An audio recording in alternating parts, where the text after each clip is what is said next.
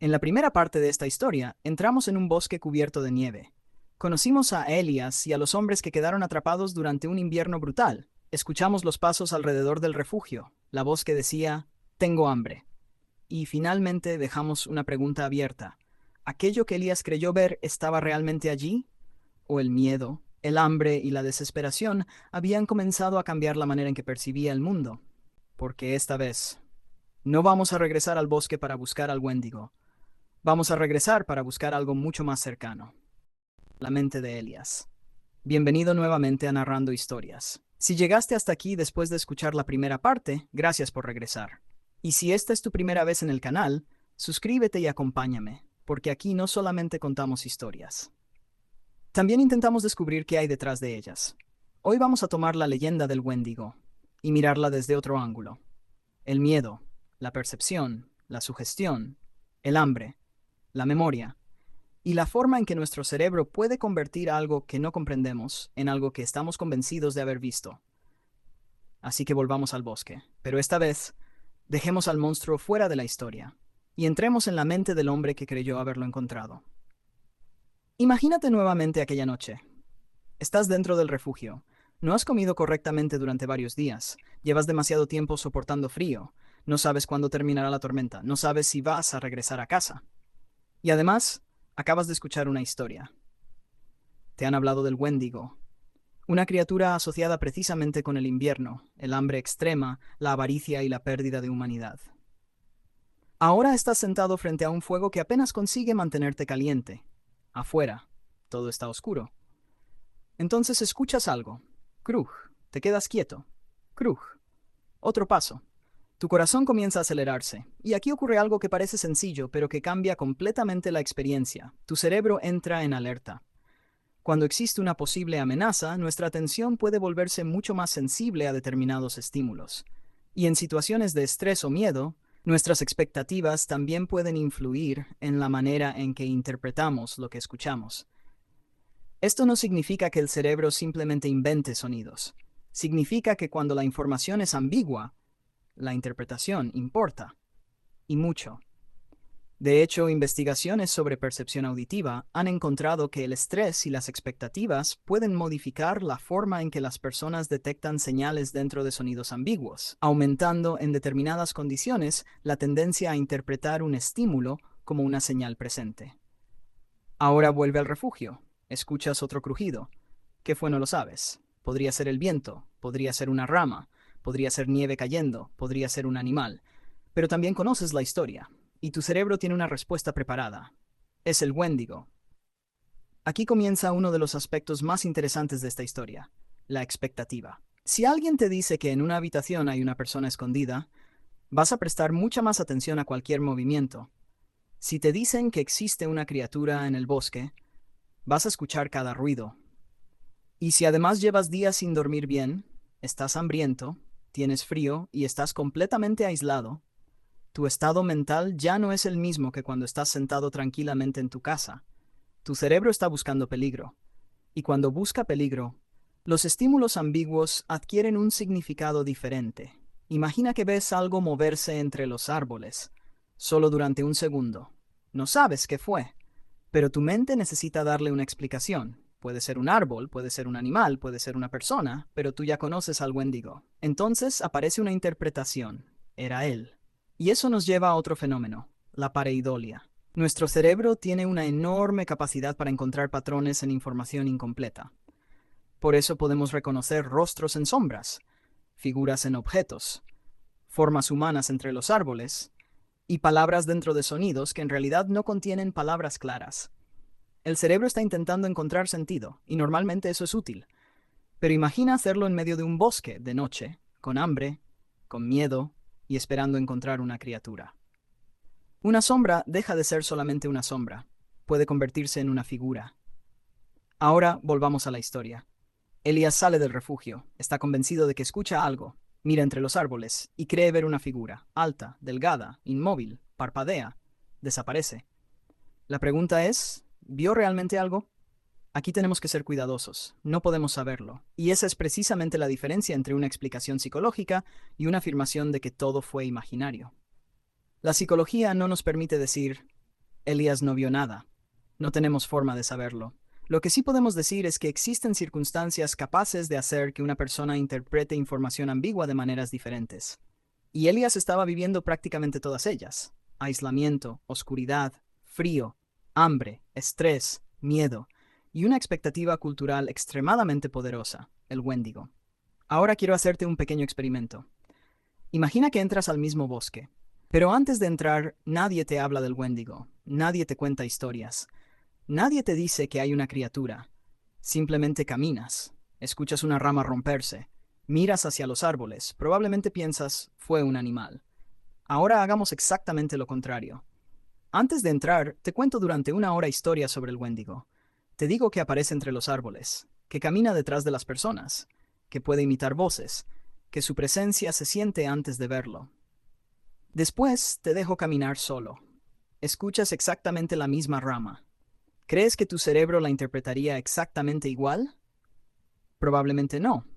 Y esto es importante, porque la sugestión no significa que una persona sea ingenua, no significa que sea débil. Todos estamos sujetos a la influencia de nuestras expectativas. Nuestro cerebro utiliza lo que ya sabe para interpretar información nueva, y cuando la información sensorial es incompleta, esa expectativa puede pesar todavía más. Ahora piensa en la voz. En la primera parte escuchamos, tengo hambre. Imagina que realmente estás en el bosque y escuchas un sonido entre los árboles. No entiendes qué es, pero alguien a tu lado dice, ¿escuchaste eso? Sí, parecía una voz. Ahora tu atención cambia. Ya no estás buscando simplemente sonidos, estás buscando lenguaje. Y aquí ocurre algo fascinante. Si te dicen qué palabra debes intentar escuchar dentro de un ruido ambiguo, es posible que empieces a encontrar ese patrón. No necesariamente porque alguien esté hablando, sino porque tu cerebro está intentando convertir información confusa en algo comprensible. Y eso puede hacer que una experiencia auditiva se sienta extraordinariamente convincente. La persona no está actuando, no está necesariamente mintiendo. Puede estar escuchando algo real, pero interpretándolo de una manera determinada. Y aquí llegamos al hambre, porque la leyenda del Wendigo está profundamente vinculada con el hambre y la supervivencia. Pero desde el punto de vista psicológico, el hambre también cambia nuestra experiencia. Cuando llevas mucho tiempo sin comer, tu cuerpo está bajo estrés, tu atención puede verse afectada, tu energía disminuye, tu capacidad para concentrarte cambia. Y cuando además tienes frío y estás agotado, la situación se vuelve todavía más extrema.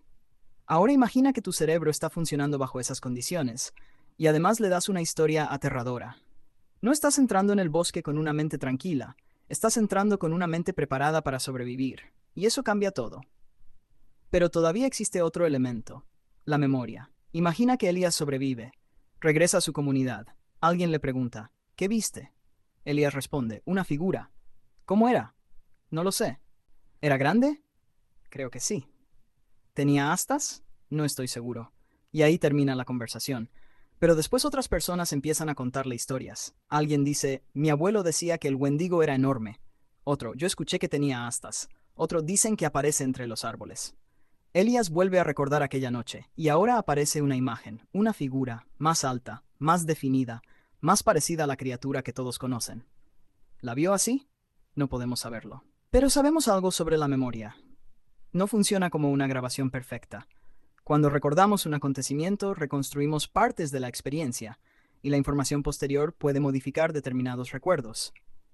Este fenómeno ha sido estudiado durante décadas y se conoce, entre otras formas, como el efecto de desinformación. Investigaciones experimentales han demostrado que información engañosa presentada después de un acontecimiento puede influir en los recuerdos posteriores de las personas. Y eso nos lleva a una posibilidad fascinante. Tal vez una persona pueda tener una experiencia completamente sincera, y años después recordar detalles que no estaban presentes en el momento original. No porque esté mintiendo, sino porque la memoria humana reconstruye.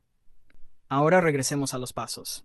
Esta es probablemente la parte más inquietante, porque cuando alguien dice escuché pasos detrás de mí, normalmente pensamos que hay dos posibilidades. Había alguien o no había nadie. Pero existe otra posibilidad. El sonido pudo existir realmente. La persona pudo escucharlo, y aún así, la interpretación pudo ser incorrecta. Una rama cayendo, nieve desplazándose, el viento, un animal, un eco, incluso el propio movimiento del edificio. El cerebro recibe el sonido.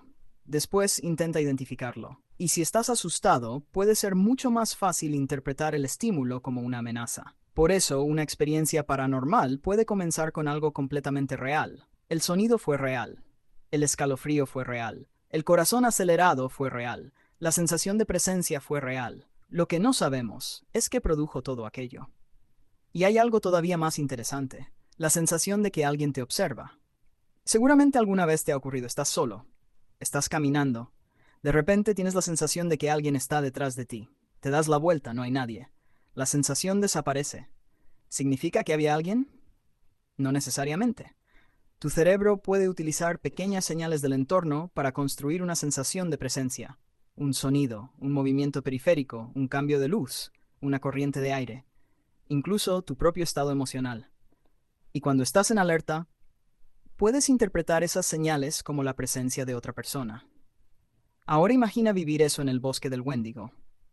Aquí aparece algo que me parece fundamental. La leyenda no tiene que ser falsa para que la psicología sea relevante. Y la psicología tampoco tiene que explicar cada experiencia para ser útil. Podemos sostener ambas cosas al mismo tiempo. La tradición del Wendigo tiene un significado cultural profundo para distintos pueblos indígenas algonquinos, y reducirla simplemente a un monstruo de terror puede borrar parte de ese contexto. Pero cuando una persona moderna escucha la historia, entra en un contexto diferente.